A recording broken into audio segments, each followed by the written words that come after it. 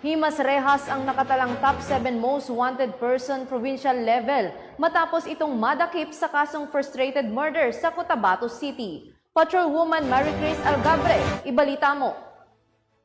Ang top 7 most wanted person provincial level at top 5 most wanted person station level sa kasong frustrated murder sa isinagawang operasyon ng Police Station 3 Cotabato City sa Purok Fish Pond, Kalanganan 2, Cotabato City noong 8 ng Mayo taong kasalukuyan.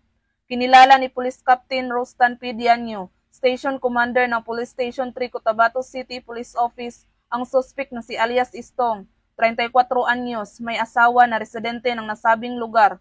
Bandang alas 10 ng umaga ng naturang pitsa, naging matagumpay ang pagkakaaresto sa suspect ng ikasaang operasyon ng Police Station 3 CCPO, katuwang ang City Intelligence Unit CCPO sa bisa ng warrant of arrest sa kasong frustrated murder na inisyu ni Honorable Kasan Kusain Abdul Rahman, Presiding Judge, Regional Trial Court 12 Judicial Region Branch 27, Cotabato City, Maguindanao del Norte, noong March 25, 2024 na may inirekomendang piyansang 200,000 pesos.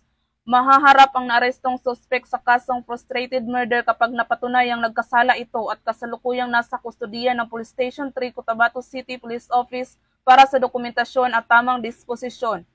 Ang matagumpay na operasyon na ito ay patunay lamang na ang pambansang pulisya ng Pilipinas katuwang ang iba't ibang ahensya ng gobyerno ay patuloy sa pagpapatupad ng kanilang sinumpaang tungkulin kontra kriminalidad na hulihin ang mga nagkasala sa batas na naaayon sa mga programa ni Pangulong Ferdinand R. Marcos Jr. na magkaroon ng maunlad na bansa para sa sambayanang Pilipino tungo sa isang bagong Pilipinas. Mula rito sa rehiyon ng Bangsamoro, ako ang inyong PNN correspondent, Patrolwoman Maricris Algabre, alagad ng batas, tagataguyod ng Balitang Pulis.